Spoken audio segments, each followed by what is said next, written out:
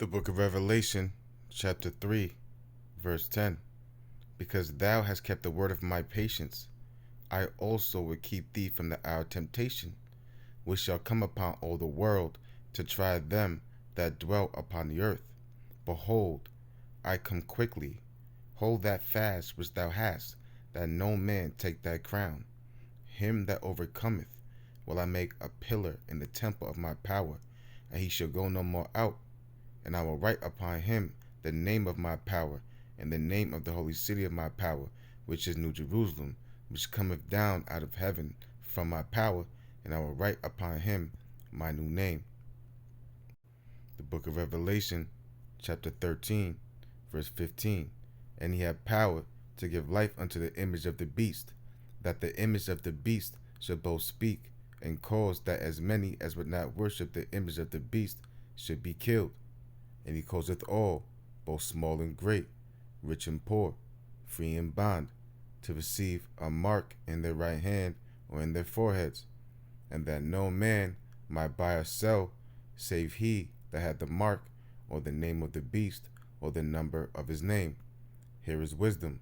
Let him that hath understanding count the number of the beast, for it is the number of a man, and his number is 666. The book of Revelation, chapter 20, verse 4. And I saw thrones, and they sat upon them, and judgment was given unto them. And I saw the souls of them that were beheaded for the witness of Yahushua, and for the word of the Most High, and which had not worshipped the beast, neither his image, neither had received his mark upon their foreheads or in their hands.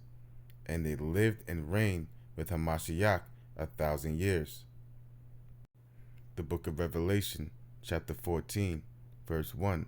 And I looked, and lo, a Lamb stood on the Mount Zion, and with him 144,000, having his Father's name written in their foreheads.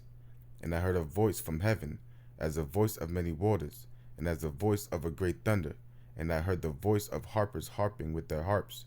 And they sung as it were a new song before the throne, and before the four beasts, and the elders. And no man could learn that song but the 144,000, which were redeemed from the earth. These were they which were not defiled with women, for they are virgins. These are they which follow the Lamb whithersoever he goeth. These were redeemed from among men, being the first fruits unto the Most High and to the Lamb. And in their mouth was found no guile, for they are without fault before the throne of the Most High. And I saw another angel fly in the midst of heaven, having the everlasting gospel to preach unto them that dwell on the earth, and to every nation, and kindred, and tongue, and people, saying with a loud voice, Fear the Most High, and give glory to him, for the hour of his judgment is come, and worship him that made heaven and earth and the sea and the fountains of waters. And there followed another angel, saying, Babylon is fallen, that great city, because she made all nations drink of the wine of the wrath of her fornication. And the third angel followed them, saying with a loud voice, If any man worship the beast and his image, and receive his mark in his forehead or in his hand, the same shall drink of the wine of the wrath of the Most High, which is poured out without mixture into the cup of his indignation. And he shall be tormented with fire and brimstone in the presence of the holy angels and in the presence of the Lamb. And the smoke of their torment ascendeth up forever and ever, and they have no rest, day nor night, who worship the beast and his image, and whosoever receiveth the mark of his name. Here is the patience of the saints. Here are they that keep the commandments of the Most High and the faith of Yahushua.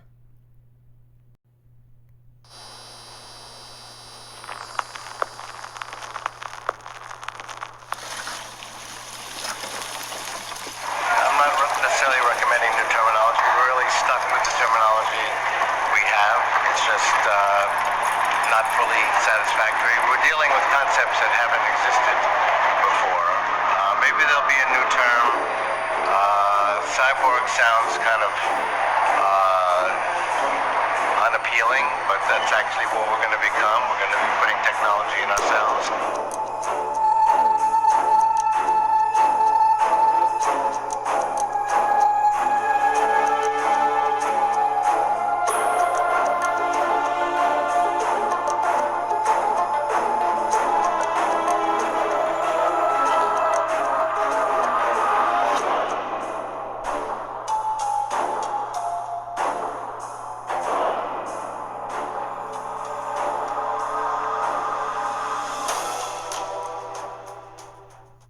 I just got my South week, and well, it's right here. It's under my skin, and I think it's the coolest thing ever.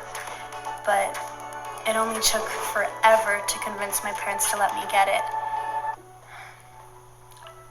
I don't even understand them. I feel like they're stuck in the Middle Ages or something. My dad doesn't understand how important it is to me, you know? It's fun and useful, but I also need it to be social, and I need it to have friends. I mean, if everyone at school's got this down, I don't, how am I supposed to communicate? How am I supposed to stay on top of trends?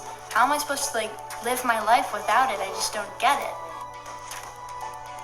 I needed this.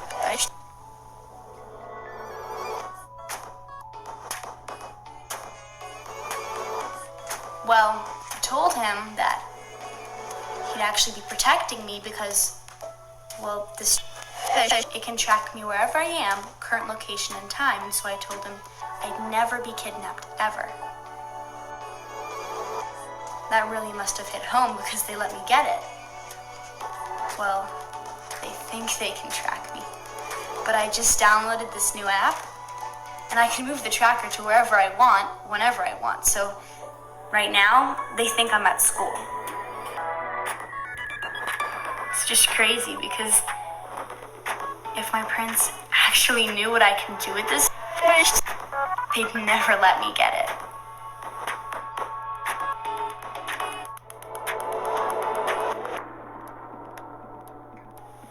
It's really cool. Basically, my synchronized with the eye contact, and it's like augmented reality. Pretty much I can pull up any game or app, record any lesson I want, and I'm the only one that can see it. It's really cool because it's almost like I can control reality, mess with it. You know, the funny part is, pretty soon my parents are gonna have these special. It's gonna be the only way of communication. It's gonna be the only way to go to the doctor, pay the bills, credit card, bank. It's just a matter of time before everybody's got it.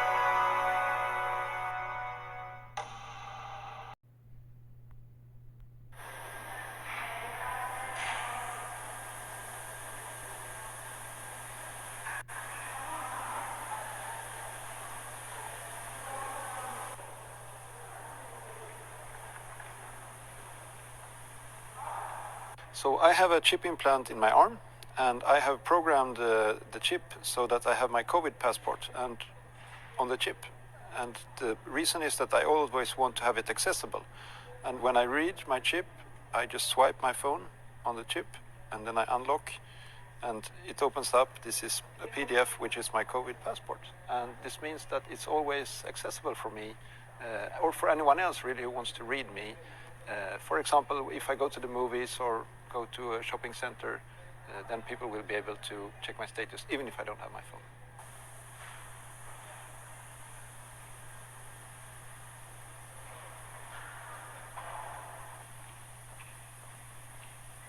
If you understand how these implants work, they don't have a battery. They cannot transmit a signal by themselves, so they're basically passive. They're asleep, right? They can never tell your location. They're only activated when you touch them with your smartphone. So this means that they cannot be used for tracking anyone's location. And what matters to me is that the people who get chip implants, they do so because they are, on a volunteer basis, and because they're curious and they want to work with this technology.